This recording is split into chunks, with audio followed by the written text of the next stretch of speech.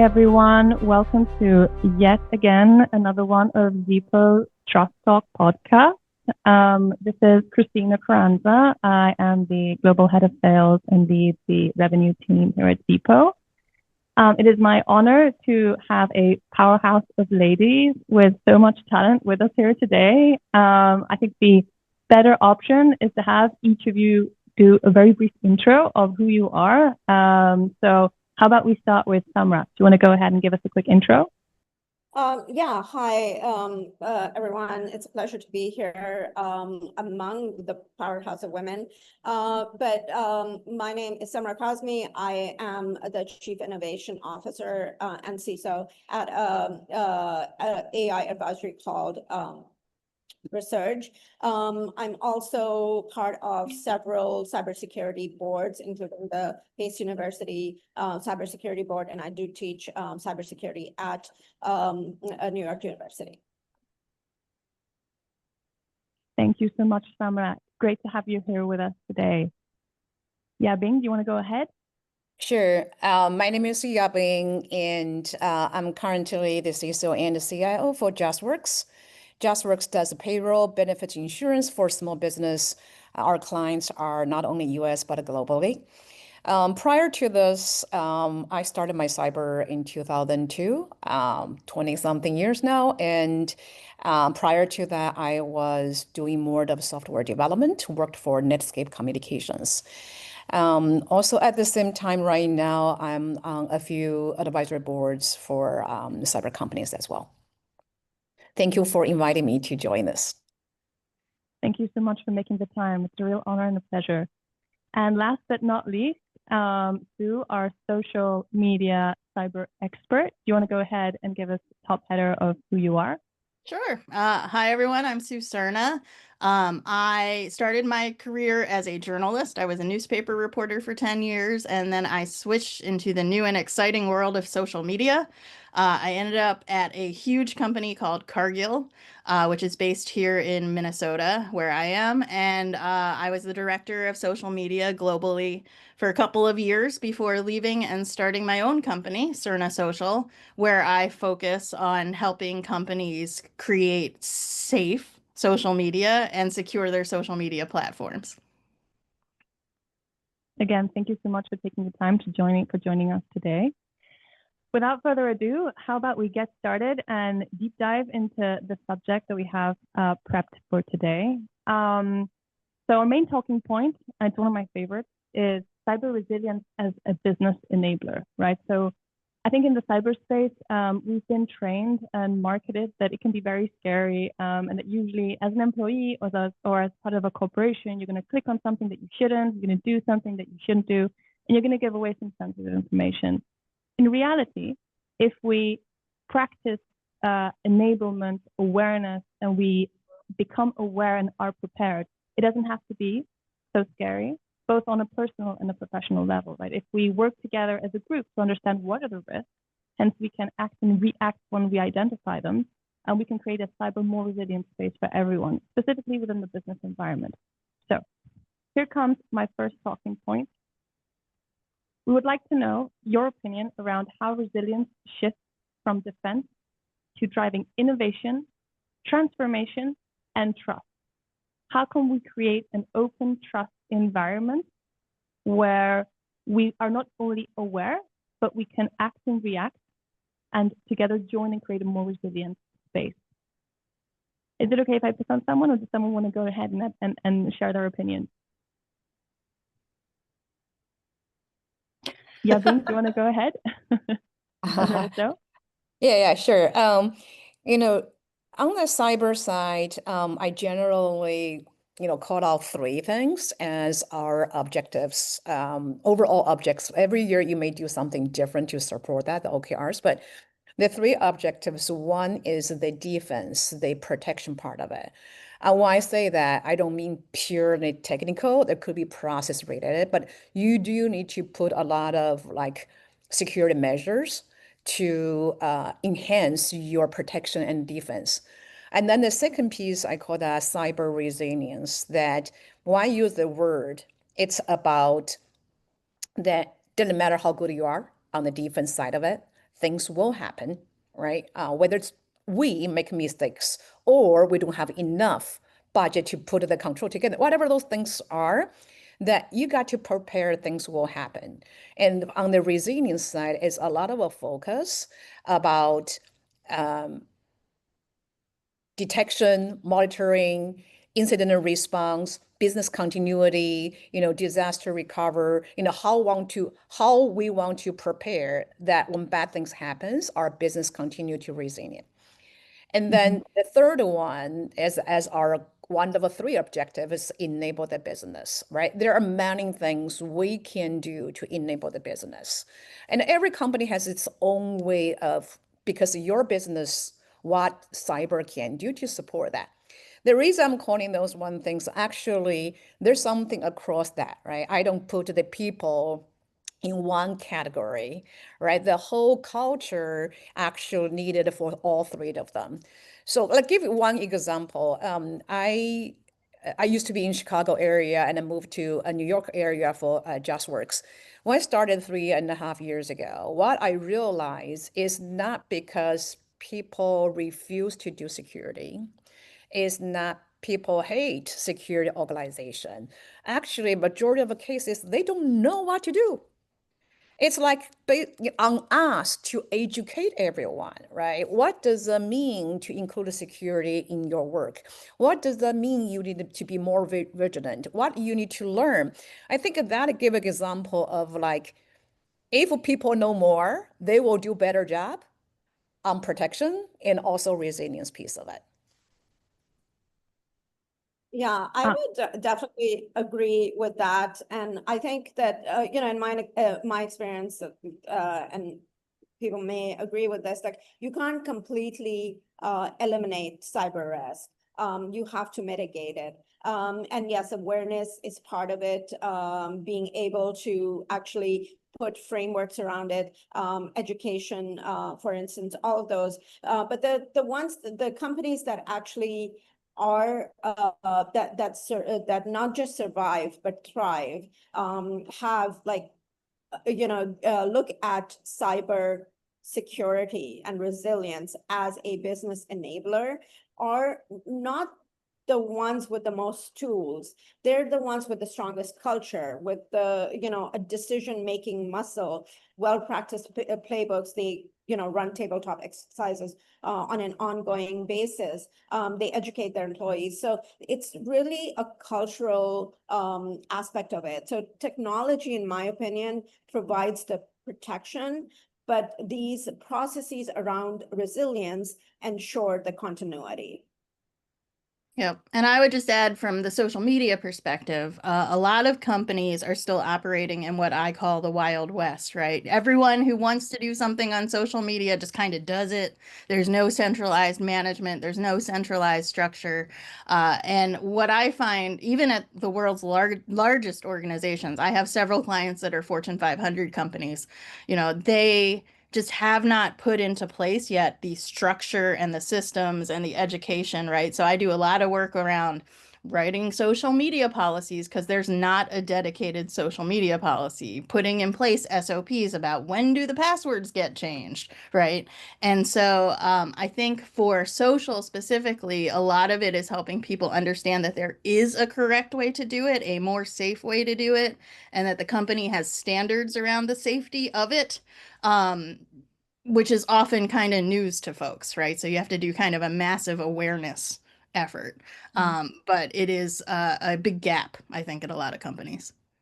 I'd like to add a comment on that piece. Go ahead. And I absolutely agree with Sue. What I also notice is that there are certain companies who are so risk reverse, they still choose to block social media. Oh, yeah. I don't think that's the right thing to do. I think the right things, as Sue just mentioned, is really that providing the guidance, guardrails to really educate people what should they do. This is another channel of learning. This is another channel of like improve the community together, right? We all grow together. I kind of like feel like blocking should be 10 years, 20 years old way to do security. Yeah. It's also the fastest way to communicate with the public. period. Absolutely. Right? Absolutely. Yeah. We brought up some really, really great points. I made a couple of notes, and I would like to deep dive, if that's okay, specifically on one of them. So I think Yabing mentioned that the issue a lot of the times is people just don't know what to do. Like they know there's a problem, but they don't know how to act, right? And we lack those tools. And a lot of the time, the policies within companies are just not there, or they're being created, and hence they are late, leaving a vulnerable space for pretty much everyone to act as they can and try to survive in the way. So I want to ask something that you mentioned. I don't know if it was you or Yabing that mentioned it is social media can be one of the greatest tools and fastest channels to get communications across organizations. And we know that in the generations of today where audiences, they're very accustomed to using social media.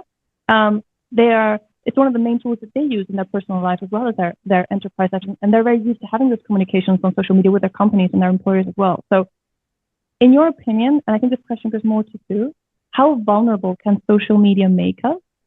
And if you had to establish some policies or guardrails specifically to create this resilience in education, what would they be? I could talk for an hour. Basically, I advise folks, if you don't have a dedicated social media policy, you need one, right?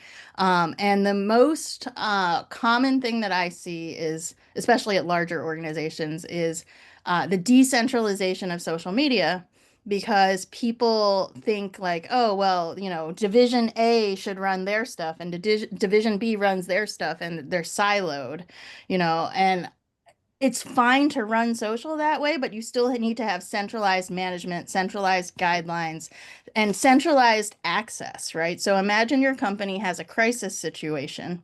I'll give you a real example, right? Cargill had 360 social media channels globally, official ones, right?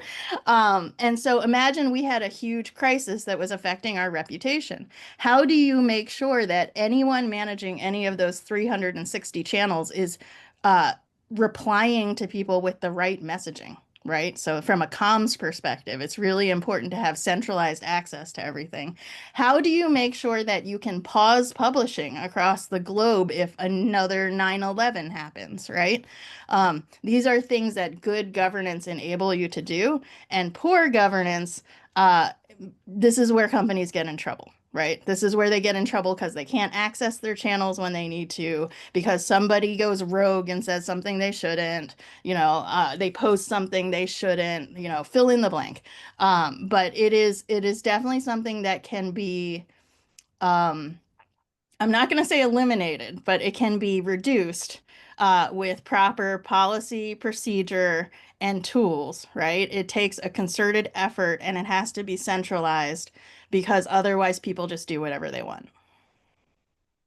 That's a great point. And you mentioned a couple of very key notes. I wanted to shift the conversation slightly towards leaders and leadership, right? A lot of the time we believe that cyber resilience or cybersecurity should be focused on a very specific department, right? It's the responsibility of their cyber team, the human risk management team, the HR team, the employees. In reality, we see that it's across organizational objective. It should be across organizational culture. So as leaders in the space, and Yabing, if you want to go first, then followed by Samra, how can we model or create a model where resilience is put at the front and where we push organizations to think about a positive culture? I know it's an abstract question, but I'd love to hear your thoughts. Maybe I touch on one thing that to start this. My experience taught me a lot of things are mutual, philosophy-wise, let's just say it, right? I support you, you will support me. I trust you, you will trust me. And security, that, like you mentioned, that it's not about the security organization does the job. You really wanted the whole company, contribute to that security posture, contribute to that improvement. Where the first thing I focus is demonstrating to those organizations the value we can provide, right? Let them knowing us, let them see what we do, but most importantly is how can we be partner with them. How can we make their life easier? How can we make their job like easier? So whenever they see that we are the partner with them to get things done together, right? Like I said, it's mutual. They will take the turn actually support out of us. So that's, I think one thing helped me is, particularly when we notice that people just don't know what security do and people don't know what needs to be done right, is to create that credibility. It is to bring value to them, let them see how can we help you. I think that will give a good foundation when you want to the whole company to do more on security. That's amazing. I think credibility is key and should be across the entire conversation. Samra, do you want to go ahead and add something? Yeah, I mean, I totally agree. It's just literally the value is not appreciated, especially by the business. And I functioned as a CISO at various startups, but I've also been on the business side at large enterprises where we've always seen risk and compliance and the cyber security organization to be very much a blocker. Somebody who just says no to things, and obviously that's not really the case. The fact is there should be a tone from the top instead of the startups and the enterprises looking at the risk and cybersecurity organizations as cost centers, as sort of people who are just saying no to everything that they want to do in the business arena. Really, it's important to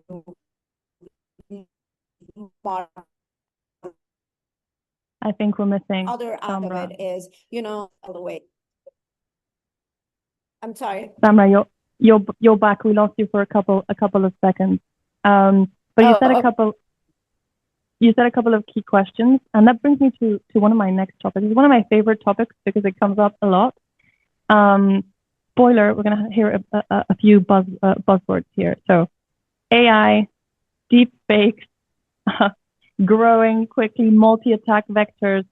How are we seeing in our different areas that these are reshaping the cyberspace, and how can companies work together to create a resilient space, knowing that there's a lot that we don't know and that it's changing very rapidly? How do we react, and how can we create these guardrails to feel safer, knowing that the ecosystem is evolving extremely quickly? Sue, do you want to go ahead and start from the social media perspective? Yeah, I mean, the biggest, we've always had things like imposter accounts, right? Where somebody sets up an account and pretends to be your help desk, right? And starts replying to people on social media. Now with deepfakes and AI, it's getting much harder to tell, right? There's a big scam going on with social right now where people will send you a direct message and pretend to be Facebook and say, your channel's going to be shut down, I think it comes down to just education, awareness, vigilance, right? And also putting in place things that are very commonsensical. Like if you work at a smaller company, obviously a bigger company, this wouldn't work, but just putting in place like a safe word, right? If somebody calls you claiming to be the IT help desk, right, and saying, we're resetting the password on your Instagram account for security purposes, please tell me the code that you just got on your phone, right? You can do something very basic, like implement a company safe word, right? And then the person challenges the caller and says, what's the company safe word? And if the person knows it, then they can provide the information, right? Things like that are super low tech can be really effective. But honestly, I think it's getting just harder and harder to figure out who's real and who's not on social media. And unfortunately, social media is one of those places where, contact from strangers is accepted and okay, right? So, you have to train your folks again that there is a company right way to do it and that they need to be on guard. Thank you for sharing, Sue. Now moving on to Yabing. Samra, do you want to go ahead? Yeah. Yeah, I think one of the things, especially with this whole democratization of generative AI, we've kind of still not grasped the role of social media in this whole how it impacts this threat surface, how threat actors are weaponizing it. So I think that is one area that really needs to be looked at all over again, or really looked at deeply from the lens of cybersecurity. We've had previously spoofing and phishing and things like that, but at this point, I think the whole social media aspect has taken a life of its own in relation to cybersecurity, cyber resilience. And I think that just needs, as Sue mentioned, the writing social media policies, which I know that a lot of companies don't even have, and that's one of the things that we really need to step back and take a look at. Thank you so much for sharing, Samra. Yami, I'd love to hear your thoughts. Do you think this new wave of AI, deepfakes, how is it affecting, from your perspective, your infrastructure, already generic infrastructure? So the AI risks, vulnerabilities, technical stuff, I want to put that away. There are a lot of things we can talk about, but let's focus on the deepfake part of it. So a lot of companies like us have done a lot of phishing, training, right? Email, sometimes even text. I think people kind of get used to, kind of know how to detect. But the whole new wave of like, hey, now let's get on a Zoom call, and it just looks like my CEO, it just looks like my CFO, like voice, everything's look like the same. That's, I think, the big challenge of like the new way to steal your credential, or the new way to bypass the controls is, it's hard to figure out by individual. There's no technology easily to detect at this moment, and it's even harder for individuals. So to the point that Sue mentioned is like, number one, we got to educate everyone what's out there, why it looks real, why you need to be cautious and vigilant. But there got to be something else we can do. For example, the safe word, right? That's what you mentioned. And another example, right? That is to say, CEO is on the call, on the Zoom, tell me to do A, B, C, D. Do you know what? That's not a normal process. What should I do? I can either ping somebody else on the side, or ping CEO on the side. Let's just say this is about a Zoom call. You know what? I'm going to text him. I'm going to Slack him. Figure out another way to validate that this is out of norm, out of a process. I think that's kind of things, needs education. People need to know. If somebody texts you and don't text them back, use email for something, right? Find another channel to validate this is a real person, particularly if anything ties to give me your credential, wire money, even though just give me 100 Starbucks card, right? Anything like that needs another validation. I mean, that's kind of like, I hate to say this, more of like, did it matter it's deepfake or not? It's some kind of foundational mechanism you can put together and educate people about.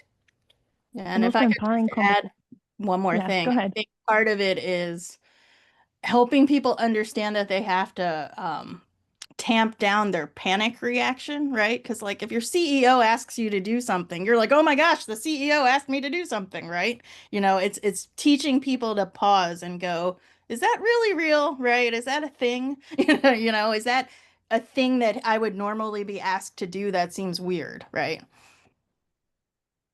think part of the conversation also goes around just opening the conversation and validating the fact that we can speak to different stakeholders in the organization if we feel that the risk is large enough. Should I reach out to the CEO? Well, if you have him on a call and he's asking you to do something that doesn't sound right, maybe it's the moment to reach out and ask him directly, just in case, right? I just received a question on the chat. I think it's one of the questions that I get asked pretty much most of the time I'm speaking to my partners and my clients. I'm going to go ahead and ask you guys, what does success look like from a metrics perspective? Like if we had to measure or identify a KPI that helped us identify if we're getting more resilient, if we're improving our cyber culture, what would that look like? Samra, I don't know if you want to go ahead and give us a couple of ideas.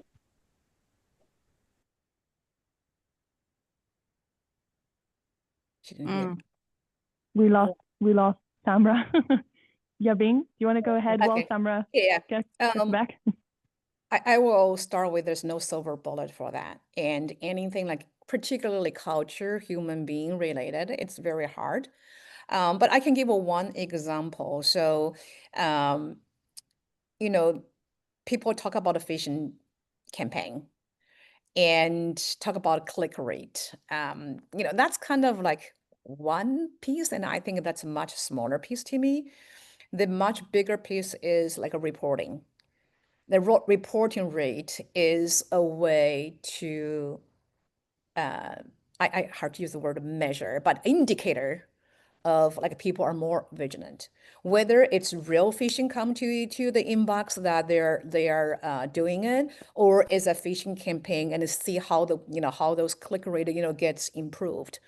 Right. And then that's kind of like one measurement related to that. And then, it's different thing to say, hey, we are encouraging, for example, everyone to identify what they know as a security risk or what they know as some issues. Like if we can measure that piece, how many people are reporting that? Of course, I always think that a number has to put it into the context. It's not a hard number. You have a 5 today. Last quarter is 1, you're better, but it's some kind of way you can see that how people start to realize that's part of their job to help improve the security, right? To report that. So that's one example.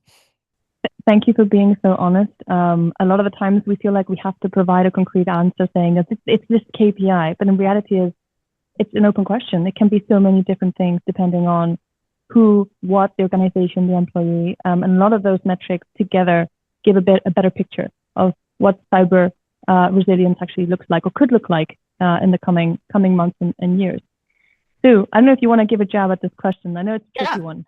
No, so when I start working with clients, a lot of times the first things we do is an audit, right? What is out there? How big is your problem, right? And a lot of times those audits turn up a whole bunch of social media accounts that could be imposter accounts or accounts that were started by some well-meaning employee 5 years ago and are now abandoned, right?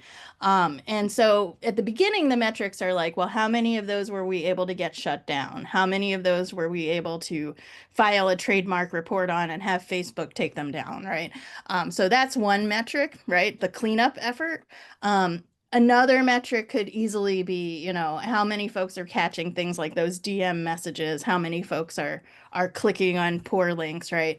And then I think this was inadvertent, but one time our cyber department did a phishing exercise and they made the phishing email look like it came from Meta.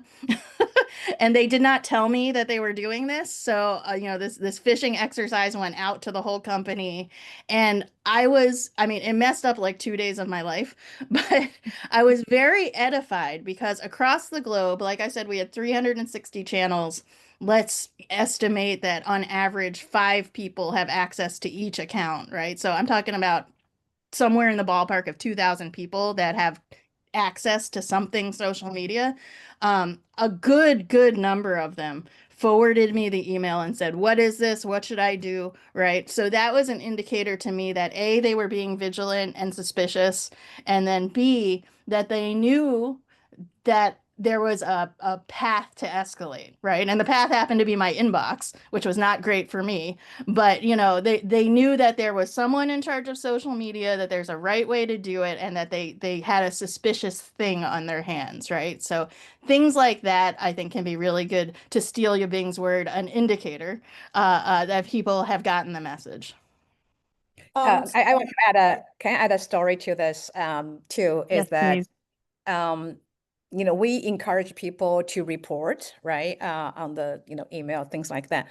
But we also have a channel, right? We have a channel, on Slack. People can always ask us secure questions, all kinds of things. So, we start to see this trend. Somebody got a phishing campaign email and then they're not sure. So they will send a question in the channel, say, what is this? And then there people jump on to say, look at this, this is a phishing link.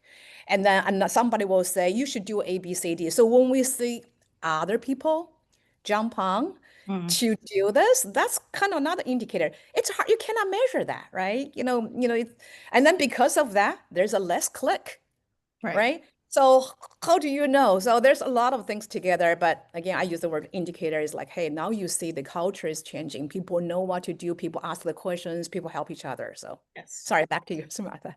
Yeah, I just wanted to add, sorry, I couldn't hear the original question, but I kind of gleaned what it was. And I don't have much more to add except what I've seen now organizations do, they're like building out something called a security culture score, and that's becoming something very new. So it's really taking from all the reports that have actually been collected. So it's derived from various surveys on security awareness and how often threats were reported, but also how often what the completion rate was for security awareness training. And based on that security culture score is being developed. There are certain companies who have very specific methodologies, and that is also a metric that can eventually be used. Samra, we're losing you a little bit. But I was able to catch the last bit. You mentioned a security culture score. It's the first time that I'd actually heard of that. I think it's amazing. I want to take that back. I made some notes. And I also love, Yabin, your comment around creating a community. The fact that people are helping each other on a channel in identifying when there's an actual risk and how to react to it in the best way, using the means and tools that have been provided. I think that's a great way to be able to measure, is my organization becoming safer? And are my employees being able to identify the correct route of action? We don't have a lot more time, so we're going to wrap up in a minute, but I would want to get like your top liner hint or tip for an organization that could be today struggling with a positive cyber culture change or with creating resilience. So if you had to outline just one line saying, with my wealth of experience and all the years that I've been working in the field, this is what I recommend that you keep like an eagle eye on, what would that be? Yabing, do you want to go ahead first? I will touch on something I have not mentioned. That is, we all have a desire. We know education is needed, right, for awareness or anything, but training cannot be 30 minutes long, 2 hours long training. Everybody lost the appetite to learn anything. I think it's on us to really figure out what will be the right way to help educating them. I mean, there's no silver bullets, but it's like, to me, training as short as possible, right? Bring them in different places, podcasts, newsletters, but try to avoid boring long training. That's where people will bypass you, and lots of people will not learn. You did it, they didn't learn anything. What are you saying? I think everyone loves to do 2-hour trainings on a Monday morning. Of course. Sue, do you want to give us your top line? Yeah, I couldn't agree with that more. I mean, I live for 2-hour trainings. I would say from a social perspective, the number one thing folks can do is really get their head around the company needs to own everything related to social. You need to own all the channels. You need to own all the ad accounts. Do not let your agency own it and give you permission to access your own stuff. You own it and give your agency permission, right?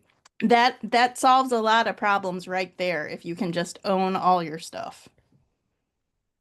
Amazing. I think ownership on our content is key to make sure that we take the first steps in understanding the narrative, right? Samra, do you want to close up and give us your top line hint? Yeah, I mean, I think there isn't much more to add, except one thing I always say. First of all, cyber resilience is everyone's job. It's not just the security organization, or not just the leadership, or not just a handful of people. So it's really important for everybody to take ownership. But the other thing is really, I feel it's so important to always go back to the basics. Sometimes, I've seen organizations, they very large enterprises, they just don't have their basic hygiene together.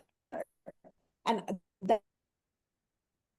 I think we're losing Summer the other again. thing I want to say, I think that if you have the basics, then it would be fine. Okay, thank you. Sorry. Ladies, we're wrapping up after a great session. I must say, in tech, it's not common that I find myself on an all-lady-led panel. So thank you for making the time. This is a great image, a great representation. It's been a true honor sharing this small snippet. I've been taking lots of notes, so thank you for sharing. To everyone who's online, please send over your questions directly. We will get back to you or forward them to our guest speakers if we need a little bit more context. It's time to wrap up. So once again, another great thank you, and hopefully we'll have some of you back on the podcast at some point soon. Thank you so much, ladies. Thank you. Bye-bye.